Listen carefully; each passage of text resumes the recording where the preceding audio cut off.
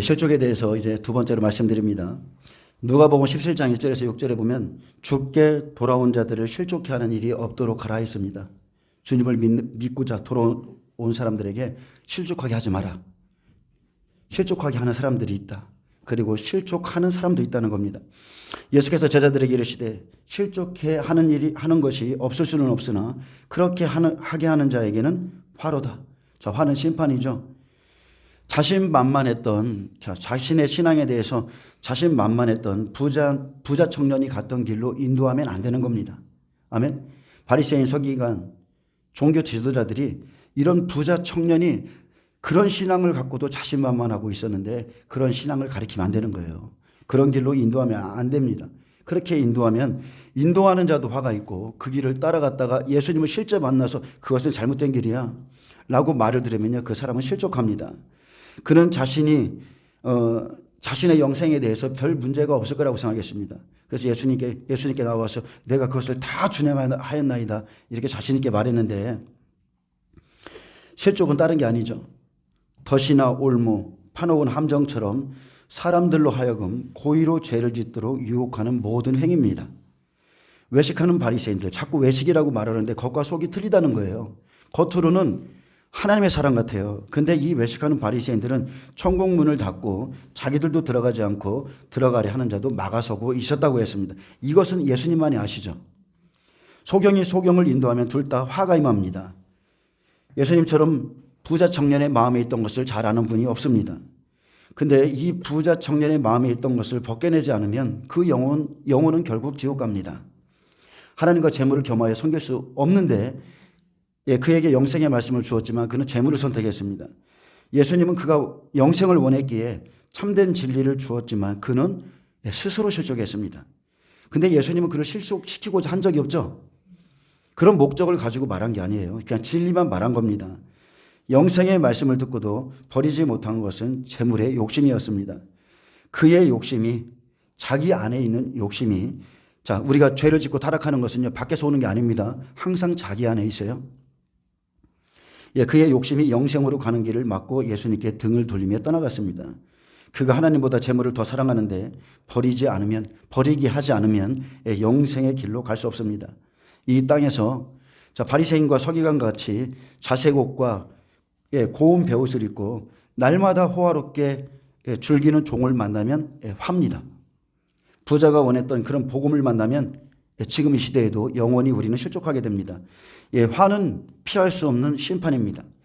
죽음보다 더 가혹한 형벌, 그것은 다른 게 아니죠. 하나님의 얼굴을 볼 수 없는 거예요. 우리가 하나님께 외쳐도 하나님 우리의 응답에 아무런 귀 기울이지 않습니다. 하나님의 얼굴을 가리는 것, 하나님의 임주를 거두어가는 것, 영원한 형벌은 하나님의 얼굴을 영원히 볼 수 없고, 그리고 영영이 타는 불 속에서 고통당하는 것을 의미합니다. 그가 이 작은 자 중에 하나를 실족하게 할진대 차라리 연자맷들이 그 목에 매어 바다에 던져지는 것이 나으니라. 이 작은 자는 믿음이 연약한 자들입니다. 이제 믿음의 문턱에 들어서고 믿음이 연약하고 흔들리는 자를 실족해 하면 안 됩니다. 그런데 우리가 이 말씀만 봐도요, 실족해 하는 죄가 얼마나 큰지를 알 수 있어요. 한 사람의 영혼을 실족해 하는 죄가 얼마나 크고 심각한지를 실감 있게 나타내고 있습니다. 차라리 연자맷돌이 그 목에 매어 바다에 던져지는 것이 나으니라. 연자맷돌을 목에 달고 바다에 던져지면 살아날 자가 없습니다. 사람을 실족해 하는 것보다 차라리 자신의 생명을 버리는 것이 자신에게 유리하다. 이렇듯 한 사람의 영혼을 실족시키는 것은 큰 죄다라고 경고하고 있습니다. 이들은 교인 하나를 데리고 와서 그죠? 이 바다 저 바다를 돌아다니면서 교인 한 사람을 얻으면 더 지옥 자식이 되게 한다고 그랬어요. 더 자신들처럼 재물을 사랑하게 만들고 먹고 입고 마시고 이렇게 육의 것에 빠지게 하면 세상에 빠지게 하는 거라는 겁니다. 세상의 바다에 다시 던지우는 거라는 거예요. 아멘. 너희는 스스로 조심하라. 만일 내 형제가 죄를 범하거든 경고하고 회개하거든 용서하라. 자, 다른 사람을 실족하게 하지 말며 또한 스스로 실족하거나 실족당하지 않도록 조심해야 됩니다. 내 형제가 죄를 범하거든 경고하고 회개하거든 용서하라. 자, 형제가 죄를 범했어요. 그냥 용서해 주는 게 아닙니다. 가서 경고하라 하겠습니다. 그리고 회개하거든 용서하라. 이 제자들이 이제 앞으로 사도로 사역을 감당할 때 실족해 하는 일 하지 말고, 그리고 죄 짓는 자 깨닫도록 경고해 주고 회개하거든 얼마든지 계속적으로 용서해 주라 했습니다. 마태복음 18장 15절에도 내 형제가 죄를 범하거든 가서 너와 그 사람과만 상대하여 공고하라. 만일 들으면 내 형제를 얻을 것이요 만일 듣지 않거든 한두 사람을 데리고 가서 두세 증인의 입으로 말마다 확증하게 하라. 만일 그들의 말도 듣지 않거든 교회의 말하고 교회의 말도 듣지 않거든 이방인과 세리와 같이 여기라. 자, 우리가 교회는 공동체입니다.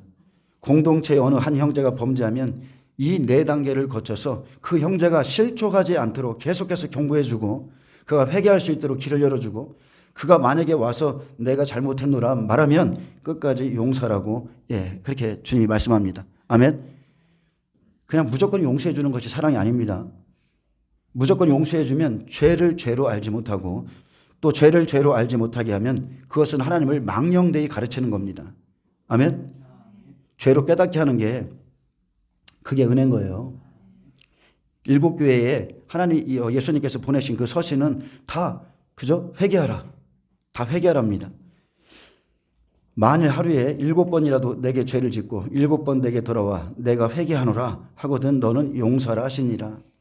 근데 마태복음 18장 22절에 보면 7번뿐 아니라 7번을 70번까지도 용서해 주라 했습니다. 근데 형제가 잘못했다고 말한다면 끝까지 용서하라는 뜻입니다.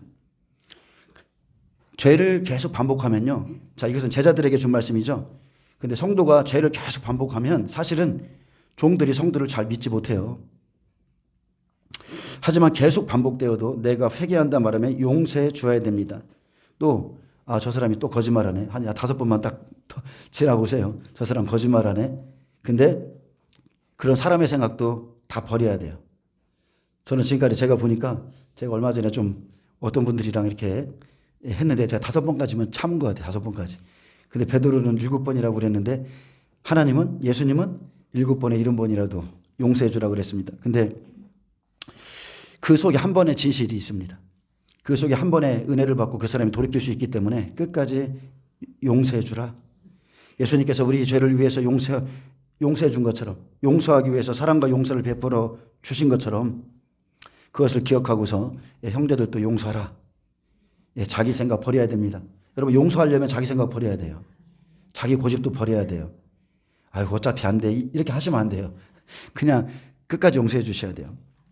그리고 죄를 받아들이지 말고 경계하게 하고 깨달아 알게 한 후에 회개하거든 하여튼간에 용서하라고 그랬습니다. 자, 5절에 사도들이 주께 여짜오되 우리에게 믿음을 더하소서. 아멘. 만일 하루에 7번이라도 내게 죄를 짓고 7번 내게 돌아와 내가 회개를 하거든 너는 용서하라 하시니라. 이렇게 하니까 제자들이 주여 우리에게 믿음을 더하소서. 우리에게는 용서할 수 있는 힘이 없어요.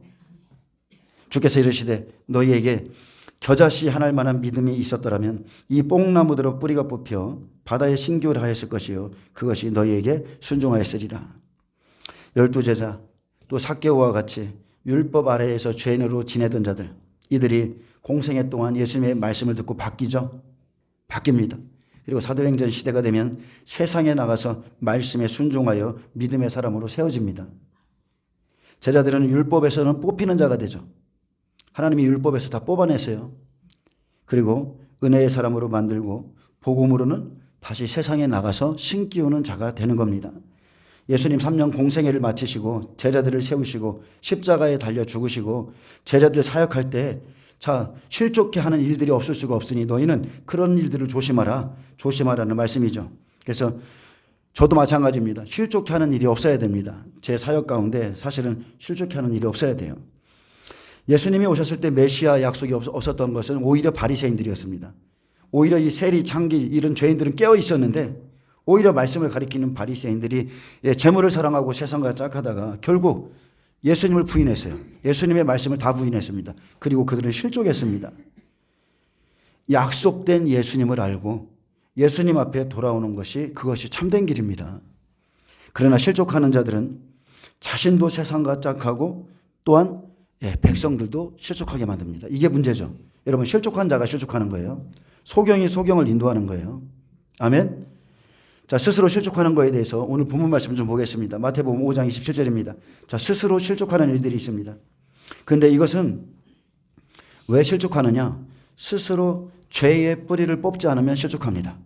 자, 예수님을 믿었어요. 근데 내 속에 있는 죄, 내 속에 있는 어둠의 영들, 이것을 처리하지 않으면 그 사람은 마지막에는 실족합니다.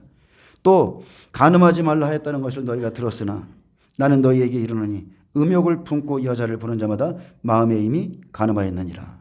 자, 근데 이 간음하지 말라 하셨는데 이게 어디서부터 시작합니까? 마음에서 있습니다. 마음에서부터 출발하는 거예요. 여러분, 죄는 마음에서부터 출발합니다. 구약은 행위로 나타나야 됐지만 신약은 아니에요. 하나님의 성령이 우리 안에 들어와 계시기 때문에 우리 안에 마음에서부터 시작하는 거예요. 하나님은 마음을 감찰하시기에 마음과 모든 행위를 감찰하십니다. 구약은 간음죄의 기준을 행위에 두었다면 예수님은 마음에 두었습니다. 그래서 신약의 법이 훨씬 무서운 겁니다. 아멘. 성령님 우리 마음에 계십니다. 음욕을 품고 있으면서도 내가 그런 눈으로 보고 있으면서도 몰랐다. 나는 몰랐습니다. 말할 수가 없다는 거죠. 만일 내 오른 눈이 너를 실족하게 하거든 떼어내버리라. 자, 지금 간음에 대해서 말씀하고 있어요. 근데 내 오른 눈이 너를 실족하게 하거든 떼어내버리라. 내 백체 중 하나가 없어지고 온몸이 지옥에 던져지지 않는 것이 유익하며. 오른 눈. 여러분, 오른쪽은 생명입니다. 생명 안에 들어온 눈을 말하는 거예요. 시편 16장 제가 잠깐 읽어드리겠습니다. 시편 16장에 보면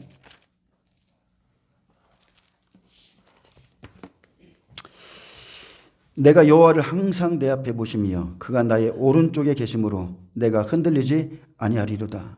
또한 11절에 보면 주께서 생명의 길을 내게 보이시리니 주의 앞에는 충만한 기쁨이 있고 주의 오른쪽에는 영원한 즐거움이 있나이다. 아멘.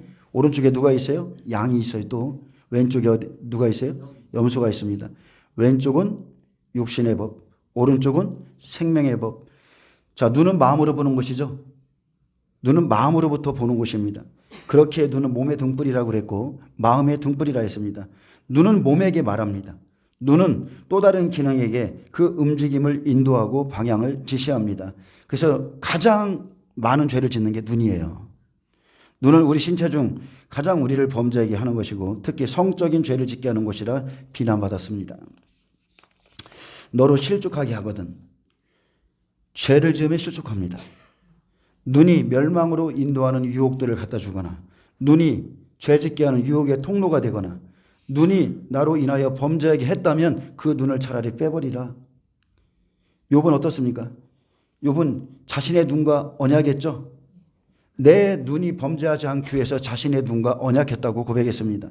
예수님은 외적인 행위 이전에 눈과 마음에서 이루어지는 간음에 그 중요성을 두십니다. 만일 내 오른 눈이 너의 전 존재를 죄짓는 유혹으로 이끌거든 오른 눈이 유혹의 도구와 동기와 또 원인으로 작용한다면 너는 차라리 그 눈을 빼어내버리라.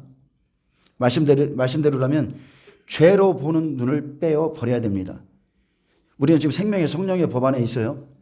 지금 주님의 말씀 안에 주님의 생명 안에 있는데 내가 여전히 그 눈으로 생명 안에 있는 눈으로 음욕을 품고 바라보고 있다면 차라리 빼는 것이 낫다는 거예요. 아멘. 이 말씀은 죄의 문제, 죄의 통로를 단호하고도 철저하게 해결해야 한다는 점을 강조하고 계신 겁니다. 우리는 마음속에 무언가를 생각합니다. 또는 상상 속에 무엇을 둡니다. 그래서 자신의 죄악이 자각되는 순간 어떠한 여유나 합리화도 용납치 않고 단호한 결단으로 죄악의 본질을 건드려야 됩니다. 그래서 구약에 보면 아말렉을 진멸하라. 블레셋을 진멸하라. 그 어린아이까지 하나도 남겨두지 마라. 가나안 땅에 들어가거든 그들 족속 불쌍히 여기지 말고 다 진멸하라. 영적인 싸움이죠. 가나안 사람들을 왜 진멸하려 했냐면 그 사람들이 죄악으로 말미암아 그 땅이 더러워졌다고 그랬어요. 죄악의 땅. 그래서 하나님이 말씀한 거는 그대로 하시면 됩니다. 왜 그러냐면 우리가 단호한 결단으로 죄악의 이 4개 죄를 짓는 어떤 통로들이 있거든요. 내가 유독 약한 부분이 있어요.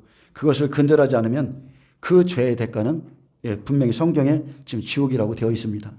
내가 눈 때문에 계속 음란의 죄를 짓고 있고 계속 범죄하고 있다면 그 죄를 짓고 있다면 그 결과는 지옥이라는 겁니다. 여러분, 성경을 다 봐서 예수님만큼 지옥에 대해서 자주 말한 분이 없습니다. 예수님만큼 지옥에 대해서 되풀이해서 강하게 경고하신 분이 없어요. 내 오른 눈을 빼서라도, 아니면 내 오른손을 찍어 내버려서라도 지옥에 던져지지 않는 것이 유익하다. 그래서 우리는 그냥 빼라는 것은 빼시면 됩니다. 찍어 버리라면 찍어 버리면 되는 거예요. 아멘? 그냥 돌이키면 되는 겁니다. 우리가 성령 안에서 말씀을 듣고 생명 안에 들어왔는데 죄의 눈으로 음욕을 품고 본다면 마음에 있을 때 빨리 빼버리라. 빨리 빼버리라. 예, 지금 말씀하는 겁니다. 눈으로 인해 우리가 실족하면 그 결과 지옥에 갑니다. 내 눈이 죄를 범하게 만들고 회개치 않기 때문에 실족하는 겁니다. 아멘? 그래서 예수님을 믿고 살아가는 게 쉬운 게 아니라니까요. 정말 힘들어요. 절제, 인내해야 되고 참아야 되고 잘라야 되고 엄청 많습니다. 또 30절에 또한 만일 내 오른손이 너를 실족하게 하거든 찍어 내버리라.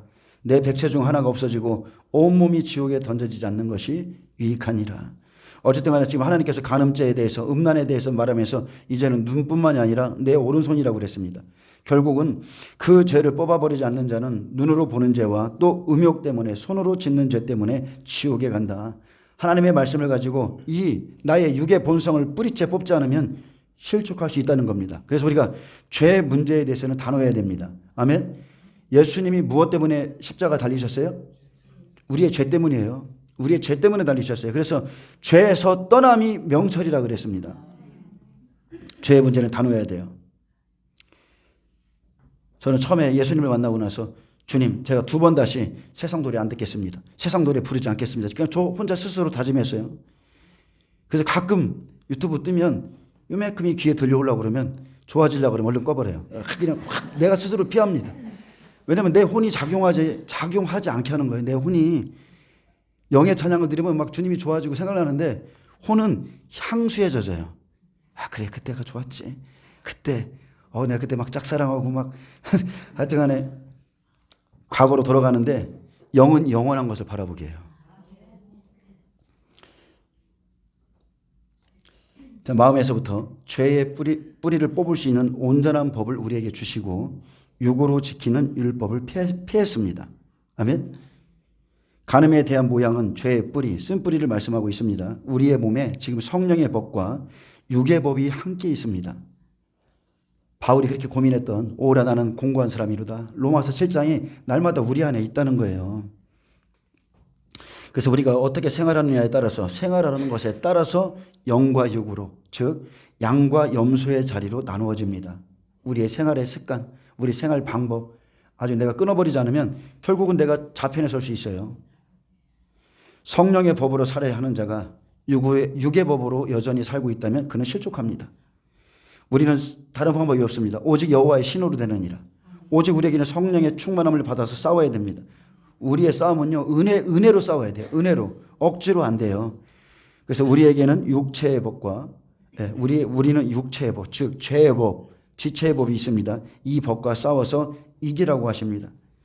근데 자기의 죄를 다스리지 못해. 그러면 죄의 종로를 타죠. 스스로 실족하는 자에 대한 지금 말씀입니다. 자기의 죄를 스스로 다스리지 못한다면 그는 죄의 종이 될 것이다. 근데 사람의 죄는 생각으로 들어오고 눈으로 들어오고 그리고 마음속에 있는 것은 결국은 겉으로 드러나죠. 마음에 있는 것은 입으로 나오든지 행위로 나오든지 다 드러나게 돼 있습니다.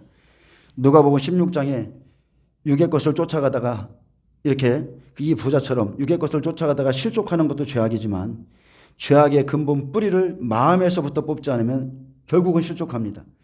그래서 육으로 보는 눈을 빼버리셔야 돼요. 예수님 안에 들어왔는데 여전히 야고보서 4장 4절처럼 세상을 사랑해. 자꾸 내 마음이 세상으로 가. 이 눈을 빼버려야 됩니다. 그래서 빌립보서 3장 3절에서 9절에 보면 바울이 고백했습니다. 자기가 추구했던 그 육으로 행하는 모든 것이 결국은 배설물이고 내 주 예수를 아는 지식이 가장 고상하다. 왜냐하면 육으로 따라가고 육으로 행했던 모든 것은 결국은 실족할 것이다. 그랬습니다. 그래서 우리가 어떻게 가야 되느냐? 하나님의 성령으로 봉사하며, 아멘. 그리스도 예수로 자랑하고 육체를 신뢰하지 아니하는 우리가 곧 할례파라. 그러나 나도 육체를 신뢰할 만하며 만일 누구든지 다른 이가 육체를 신뢰할 것이 있는 줄로 생각하면 나는 더욱 그러하리니 나는 8일 만에 할례를 받고 이스라엘의 족속이요 베냐민 지파요 히브리인 중에 히브리인이요 율법으로는 바리새인이요 열심으로는 교회를 박해하고 율법에 의로는 흠이 없는 자라. 그러나 무엇이든지 내가 유익하던 것을 내가 그리스도를 위하여 다 해로 여길 뿐더러 또한 모든 것을 해로 여기면 내 주 그리스도 예수를 아는 지식이 가장 고상함이니라. 아멘. 여러분, 바울이 버렸던 것을 추구하는 분들이 있어요. 바울이 버렸던 것. 여러분, 예수님을 아는 지식이 가장 고상한 겁니다. 내가 그를 위하여 모든 것을 잃어버리고 배설물로 여기면 그리스도를 얻고 그 안에서 발견되려 함이니 내가 가진 은은 율법에서 난 것이 아니요 오직 그리스도를 믿음으로 말미암은 것이니 곧 믿음으로 하나님께로부터 난 의라. 아멘. 바울이 거듭나기 전에, 바울이 진정으로 영으로 거듭나기 전에 했던 모든 행동들, 취했던 것들, 추구했던 것들, 모든 것이 결국은 다 배설물로 버려졌습니다. 아멘. 이게 예수님을 만난 사람의 특징입니다. 아무것도 아닌 거예요. 예수님을 만나면 그동안 자기가 추구했던 것이 그 고상하다고 생각했던 것들이 다 아무것도 아닌 겁니다. 그래서 우리가 하나님을 만나서 하나님의 일을 할 때는 먼저 죄의 눈을 뽑고 이 왼손 벗어야 돼요. 아멘. 왼손 외식이죠. 바리새인 서기관들이 왼편에 있잖아요. 왼손은 외식, 거짓의 모양이고 오른손 진실입니다. 진심으로 하는 모양, 오른손이에요. 그래서 외식을 빼라. 예수를 믿는다면 외식을 빼라. 그렇지 않으면 실족이다. 오른눈, 레위기 8장 22절에 보면 자, 제사장들이 어디에다가 피를 바릅니까? 오른쪽 깃뿌리, 오른쪽 엄지손가락, 오른쪽 발가락에 피를 뿌립니다. 생명의 법입니다. 약속의 법이에요. 약속. 그래서 또 다른 순양, 곧 위임식의 순양을 드릴 때 아론과 그의 아들들이 그 순양의 머리에 안수함에 모세가 잡고 그 피를 가져다가 아론의 오른쪽 깃뿌리와 그의 오른쪽 엄지손가락과 그의 오른쪽 엄지 발가락에 바르고. 그래서 오른쪽 신체 부위에 피를 바르라는 것은 피는 언약이죠. 피는 언약이에요. 생명의 언약. 그래서 예수님이 십자가에 달려서 자기 몸에 피를 뿌린 거예요. 자신은 말씀이거든요. 말씀의 근원이거든요. 거기다 피를 뿌려준 거예요. 그래서 하늘의 법으로 언약을 맺는 것이고 성령의 법이 오른쪽에 있는 겁니다. 왼쪽은 육의 법, 사망의 법이고 그 땅의 법입니다. 그래서 오른쪽 눈은 성령으로 보는 눈, 이 눈을 우리는 밝히 열어가야 됩니다. 아멘. 계속적으로 성령 안에서 이 눈을 열어가야 되고 하나님의 뜻으로 보는 눈이며 생명이요 영생입니다. 그러나 왼쪽 눈은 죄의 눈이고 육의 눈이며 사망을 의미합니다. 자, 우리는요 똑같은 말씀을 줘도 성령으로 깨달아서 살아야 되는데 잘못하면 실족해 하고 또 실족합니다. 만약에 누군가에게 죄를 범하게 했다면 죄를 뽑아야 됩니다. 자, 우리에게는 많은 죄가 있는데 점도 없이 흠도 없이 그렇게 가야 된다고 지금 주님이 말씀하고 있습니다. 자, 오른손. 우리가 죄를 제거하지 않으면요 성령을 따라가지 못합니다. 죄의 법을 가지고서는 성령의 법을 따라갈 수가 없어요. 우리는 반드시 성령의 법을 쫓아가야 삽니다. 왼쪽 눈은 죄로 보는 눈이기 때문에 반드시 여러분 뽑으셔야 돼요. 여러분, 죄를 왜 짓습니까? 죄가 어느 날 밖에 있다가 내 안으로 쑥 들어와서 우리한테 죄를 짓게 합니까? 죄는 내 안에 있어요. 제가 예전에 한번 간증했었죠. 제가 성령을 처음 받는 날, 죄는 내 안에 있어요. 죄는 내 안에. 성령을 사모해서 그날 성령 받았어요. 뒤로 이렇게 넘어졌습니다. 하나님의 빛이 바울과 같이 빛이 하늘에서부터 내려와서 내 몸을 관통해서 내 몸 안으로 빛이 쑥 들어오니까 내 속에서 시커먼 것들이 눈을 감고 있었는데 휙휙휙휙 거기서 막 내 속에서 시커먼 것들이 쭉쭉쭉쭉 빠져나가는 거예요. 그게 죄예요. 죄. 나에게 죄악 가운데 살게 했던 영들. 죄는 내 속에 있습니다. 내 속에. 예수님이 오셔야 뽑히는 거예요.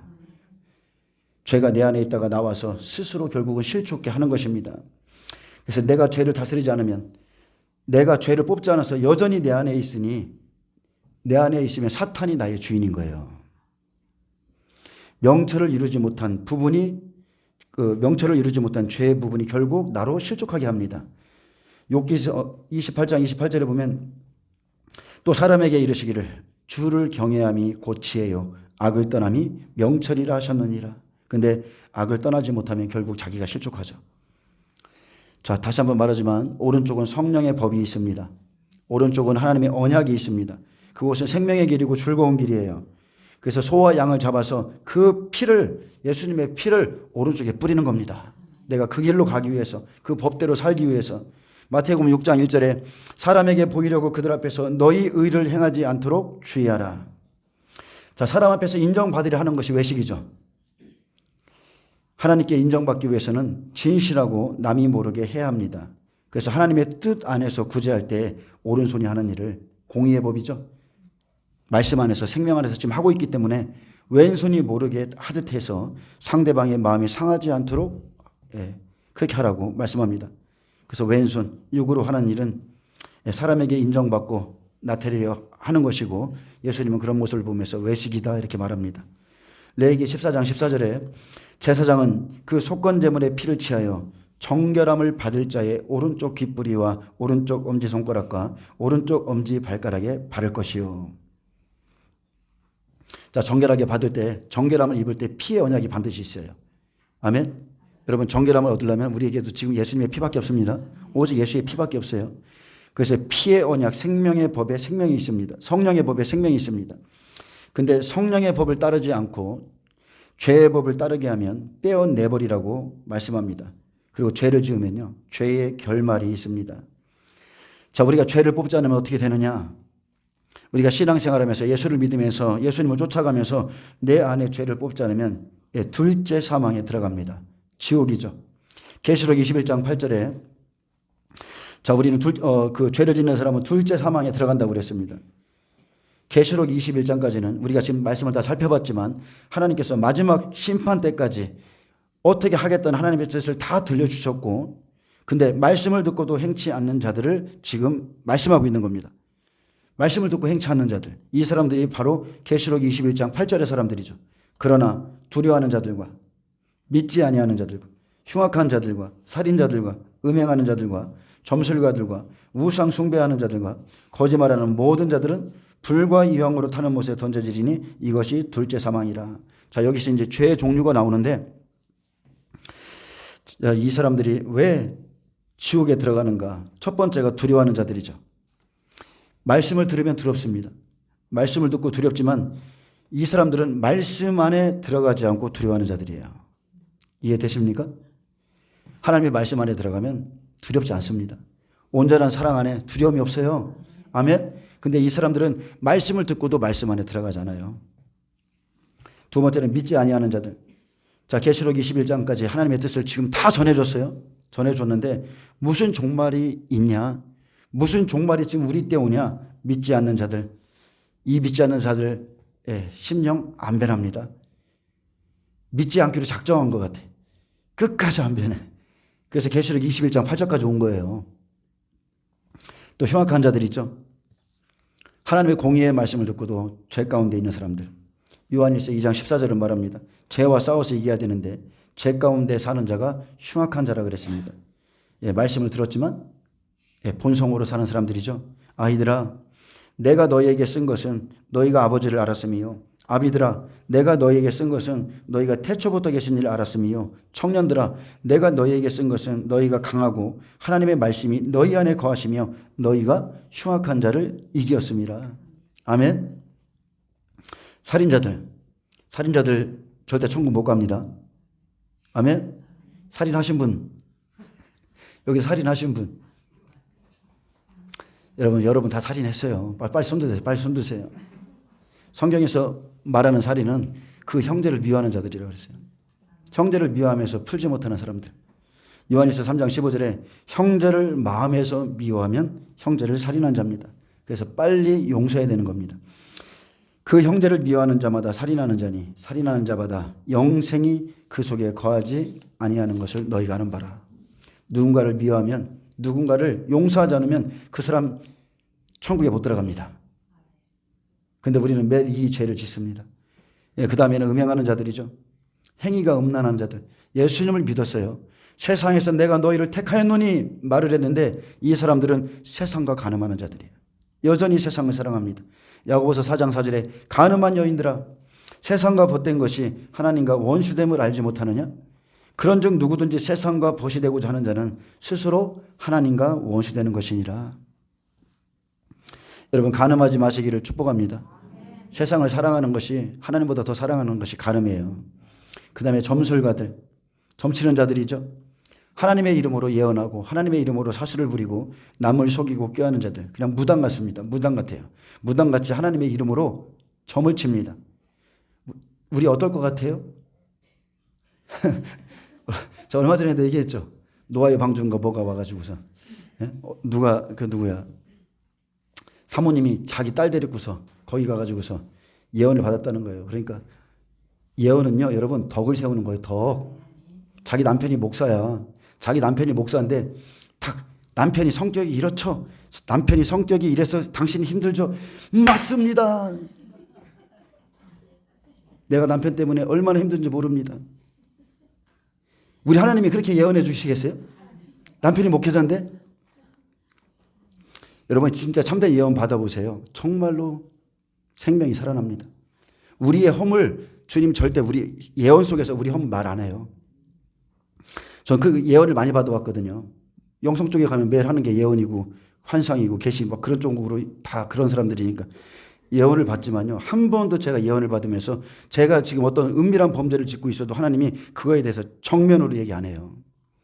그리고 우회적으로 얘기하면서 세워주시고 살리는 말 해주고 정말 예언은 아름답습니다. 예언의 은사 받으신 분들 정말 그 참된 예언 받은 분들을 예언할 때 아름다워요. 근데 거짓 예언자들이 훨씬 많다는 거죠. 자, 그 다음에는 우상 숭배자들 천국 못 갑니다. 세상에 속해서 사는 자들. 이 당시에 천사를 숭배하거나 아니면 지금 우리 시대는 뭐예요? 탐심이죠. 가장 큰 우상은 탐심이에요. 탐심이 우상이라고 그랬습니다. 세상은요. 생명 없는 것이 우상이고 탐심은 땅에서부터 온 것이기 때문에 사탄이 주는 거예요. 육의 지체를 죽이라. 육의 지체를 죽이라고 그랬습니다. 예, 대충 살려두는 게 아니라 죽이라고 그랬어요. 그리고 이제 거짓말하는 모든 자들입니다. 거짓말하는 모든 자들. 자, 계시록 21장 지금 8절의 말씀인데 22장에 가니까 하나님의 말씀을 더하고 빼는 자들은 생명나무에 참여하지 못합니다. 절대로 하나님 나라 못 들어가요. 무엇보다도 가장 큰 죄가 하나님의 말씀을 가지고 거짓말하는 자들. 거짓으로 바꿔놓는 사람들. 더하고 빼고 하는 자. 이 사람들 하나님 앞에 회개하고 변하지 않으면 둘째 사망에 바로 지옥에 들어갑니다. 죄를 그대로 가지고 뽑지 않은 죄가 우리를 지옥으로 이끌어갑니다. 그래서 우리가 싸우는 것은 매일 죄와의 싸움이에요. 내 마음속의 죄 계속 올라오죠. 분을 내어도 하루를 넘기지 말라고 그랬습니다. 여러분 우리가 싸워야 될 것은 다 우리 속에 있어요. 아멘. 율법 아래 있는 죄, 쉽게 말하면 진노 아래 있는 죄. 율법은 죽지 않았습니다. 율법은 우리 속에서 살아있어요. 우리에겐 자유케 하는 율법이 있어요. 율법 아래 있는 죄가 여전히 끝까지 변화되지 않는다면 하나님은 그 사람 버리십니다. 왜요? 죄의 값은 사망이니까. 그리고 우리에게 죄의 뿌리를 뽑는 방법을 알려주셨는데 우리가 그렇게 싸우지 않고 행하지 않으니까 죄가 나를 이끌어 갑니다. 너희가 피 흘리기까지는 아직 죄와 싸우지 아니하였도다. 예수님 보세요. 겟세마네 동산에서 우리의 모든 죄를 가지시고 그 동산에 기름 짜는 곳에 올라가서 핏방울에 땀방울이 될 때까지 그 죄와 싸워서 이기는 겁니다. 예수님이 승리하지 못했다고 생각해 보세요. 십자가 안 지면, 그들의 말을 듣고 십자가 안 졌다면 우리에게 구원이 없겠죠. 자, 영원한 가나안 땅, 천국에 들어갈 때 믿지 않는 자들, 하나님의 말씀을 믿지 않는 자들은 실족합니다. 죄를 뽑는 방법을 이미 주셨음에도 행하지 않기에 그 죄가 둘째 사망으로 이끌어갑니다. 레위기에도 그랬고 민수기에도 그랬고 신명기에도 그랬고 자 이들에게도 다 지키라고 그랬어요. 그래서 우리가 불못에 들어가지 않도록 하나님께서는 하루하루 죄와 싸워 이길 수 있는 법을 우리에게 주셨습니다. 근데 어떻게 싸워야 되느냐? 하나님의 전신갑주를 입고 우리는 믿음으로 싸워야 되는 거예요. 믿음, 언약을 붙들고 싸워야 된다는 겁니다. 민수기 13장에 보면 자, 구약의 가나안 땅을 정복하는 방법을 통해서 지금 우리에게 그림자로 보여줍니다. 그림자법으로 기록해 놨어요. 민수기 13장 17절에 모세가 가나안 땅을 정탐하러 자 그들을 보내며 이르되 너희는 내게 길로 행하여 산지로 올라가서 그 땅이 어떠한지를 정탐하라. 곧 그 땅 거민이 강한지 약한지 많은지 적은지와 그들이 사는 땅이 좋은지 나쁜지와 사는 성읍이 진영인지 산성인지와 토지가 비옥한지 메마른지 나무가 있는지 없는지를 정탐하라. 탐지하라. 담대하라. 또 그 땅의 실과를 가져오라 하니 그때는 포도가 처음 익을 즈음이었더라. 아멘. 오실 예수님의 모양이죠. 가나안 땅은 오실 예수님의 모양이에요. 실제적으로는 예수님이 가나안 땅에 오시잖아요. 자, 토지가 비옥한지 메마른지. 자, 그 땅은 심령이 거칠어서 황무지 같은 자들이 있습니다. 또 그 땅 실과를 가져오라 하니 가나안 땅의 약속인데 근데 그곳을 정탐하고 실과를 가져오라고 그랬어요. 예수님 처음 열매 맺는 공생애 때 처음 익은 열매를 가져오라 말씀하는 겁니다. 가나안 땅에 가면 예수님이 복음을 전하시기 때문에 젖과 꿀이 흐르는 겁니다. 아멘. 여러분 그 땅이 좋습니까? 그 땅이 좋아서 좋은 게 아니라 예수님이 오시기 때문에 예수님이 계시기 때문에 젖과 꿀이 흐르는 땅이에요. 인간의 눈으로 육의 눈으로 보면 아무것도 아니야. 그 땅 아무것도 아니야. 근데 약속이 있는 땅이에요. 그래서 좋은 거예요. 예, 생명의 말씀을 전하기 때문에 그 땅의 열매가 가장 아름다운 열매입니다. 포도나무는 뭐예요? 포도나무 실과 가져오라고 그랬는데 포도나무 예수님이죠. 예수님이에요. 가나안 땅에 예수님이 오시죠. 나는 포도나무라. 아멘. 그리고 젖과 꿀 말씀을 통해서 말씀은 꿀이죠. 예, 말씀을 통해서 가장 아름다운 열매를 맺는 것이 포도나무입니다. 그래서 포도가 처음 익을 즈음이란 예수님이 이스라엘 땅에 오셔서 처음 복음을 들려주실 때입니다. 그 복음을 듣고 세상 죄를 벗어버리고 그리고 믿음을 준비해야 됩니다. 나의 이 육의 본성을 벗어버리고 내 심령이 하나님의 뜻으로 변화되어야 가나안 땅에 하나님 나라에 들어갈 수 있는데 그러기 위해서는 그 땅에 있는 어떠한 대적자들도 두려워하지 말고 담대하라 했습니다. 아멘. 자, 하나님께서 가나안 땅에 들어가는 자들에게 무엇을 보길 원하냐면 그들이 약속을 가지고 있는가? 환경을 믿는 게 아니라 언약을 믿고 있는가? 믿음이 있는가? 딱 그거 보세요. 정탐으로 보내죠? 그들의 눈, 12명이 똑같은 눈으로 본다니까요. 근데 믿음의 상태에 따라서 그 땅을 바라보는 시각이 틀린 겁니다. 가나안 땅에 들어가서 그 땅을 정탐하며 또 악평하면서 하나님의 말씀을 믿지 않는 자가 마지막에 실족하는 겁니다. 마지막에 실족하는 거예요. 그래서 민수기 14장에 보면 진리의 말씀을 쫓아야 하는 줄 알면서도 악평하는 자는 하나님 나라에 못 들어갑니다. 하나님의 약속보다 세상의 것을 더 크게 여기는 자, 더 두려워하는 자도 못 들어가죠. 오직 약속을 믿는 자만이 들어갑니다. 자, 약속을 믿지 못하는 사람들의 어떤 태도가 어떠냐면 민수기 14장 1절에 있습니다. 온 회중이 소리를 높여 부르짖으며 백성이 밤새도록 통곡하였더라. 왜요? 가나안 땅을 보고서 못 믿어서 안악자손이 있다는 거예요. 그들은 우리보다 강하다는 거예요. 하나님은 그 땅을 우리에게 기업으로 주셨는데 내가 그 땅을 선택했고 내가 그 땅을 너희에게 준다 말씀했는데 이 사람들은 못 믿습니다. 그 땅에 악한 자들이 있다는 거예요. 그래서 이스라엘 자손이 다 모세와 아론을 원망하여 온 회중이 그들에게 이르되 우리가 애굽 땅에서 죽었거나 이 광야에서 죽었으면 좋았을 것을 어찌하여 여호와가 결국은 어떻게 돼요? 지도자를 원망하다가 그 다음에 이제 하나님을 원망하는 겁니다. 어찌하여 여호와가 우리를 그 땅으로 인도하여 칼에 쓰러지게 하려 하는가? 우리 처자가 사로잡히리니 애굽으로 돌아가는 것이 낫지 아니하냐? 이에 서로 말하되 우리가 한 지휘관을 세우고 애굽으로 돌아가자며. 자, 자기들 마음대로 모세를 버려두고 한 지휘관을 세우고 애굽으로 돌아가려고 합니다. 가나안 땅 앞에서 여전히 유괴 사람들이 당을 짓고 애굽으로 다시 육으로 돌아가자고 말합니다. 근데 동참하는 자 실족하죠? 실족합니다. 그들과 동참하고 하나님의 언약의 말씀을 못 믿는 자들은요 결국은 다 실족합니다. 가나안 땅 못 들어갑니다. 모세와 아론이 이스라엘 자손의 온 회중 앞에서 엎드러진지라 그 땅을 정탐한 자 중 눈의 아들 여호수아와 여분의 아들 갈렙이 자기들의 옷을 찢고 그랬습니다. 여러분, 그 땅을 정탐하고 돌아와서 자기들의 옷을 찢은 사람은 오직 이 사람들밖에 없어요. 이 사람들은 이 불신앙을 보면서 회개한 사람입니다. 여호수아와 갈렙만이 이 사람들의 불신앙을 보고서 회개했어요. 여호수아가 누굽니까? 여호수아 예수님이잖아요. 여호수아는 예수님의 예표, 갈렙 12제자의 예표. 이 사람들이 가나안 땅에 들어가는 거예요. 가나안 땅에 들어갈 약속을 믿는 자들은 세상을 두려워하거나 외식하는 바리새인들을 두려워하지 않고 열매를 얻게 되지만, 약속을 믿지 않는 자들은 눈에 보이는 것이 다 그냥 애굽입니다. 애굽. 그 사람들을 두려워해서 하나님을 원망하고 그 사람들 때문에 믿지 못하고 하나님의 말씀을 그냥 계속적으로 원망합니다. 근데 약속대로 가면 영원한 가나안 땅에 들어갑니다. 오직 여러분 약속을 붙잡으시길 축복합니다.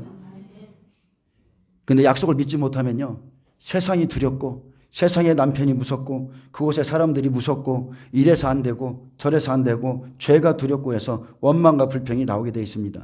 근데 믿음으로 가는 자만이 가나안 땅에 들어가고 나머지는 못 들어간다는 말씀입니다. 아멘.